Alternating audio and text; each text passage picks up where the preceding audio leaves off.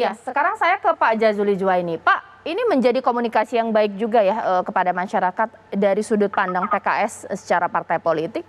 Apakah juga mengawasi nih Pak, kader-kadernya yang pastinya jumlahnya cukup banyak, apakah mereka punya paham yang beragam, sudah adakah kemudian paham mengindikasi atau mengarah kepada radikalisme dan juga lain-lain atau bagaimana Pak?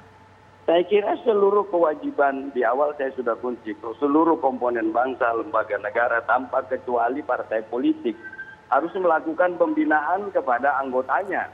Kalau tadi ditanya tentang PKS, PKS itu ada kurikulum pembinaan khusus tentang kebangsaan, tentang Pancasila, tentang konstitusi, Undang-Undang Dasar 1945. Ini adalah bagian dari tanggung jawab partai politik atau PKS di sini ya.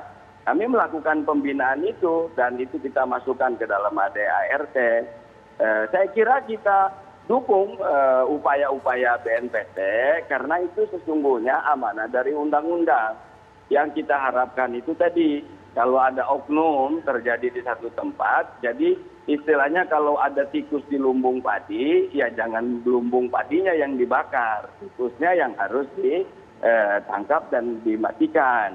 Jadi kita sepakat bahkan partai politik, apakah itu partai politik yang berbasis pemilih umat Islam atau nasionalis yang istilah orang dikenal, tentu semua elemen bangsa ini memiliki kewajiban untuk menjaga negara kesatuan Republik Indonesia. Negara ini rumah kita bersama, milik kita bersama, maka kita harus jaga bersama-sama.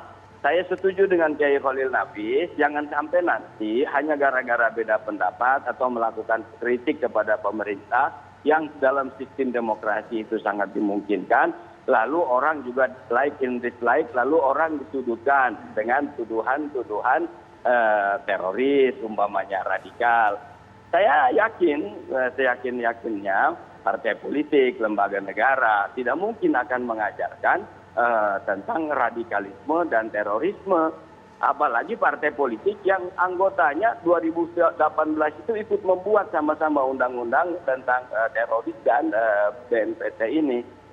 Saya kira itu adalah bukti nyata tanggung jawab dalam membangun bangsa dan menjaga negara kesatuan Republik Indonesia yang kita cintai ini. Belum lama ini kita kan juga lihat di koran ada 2 oknum polisi yang mensuplai amunisi KKB umpamanya. Kan tidak mungkin kita katakan lembaga kepolisiannya, tapi oknum yang bersalah gitu loh. Baik. Saya kira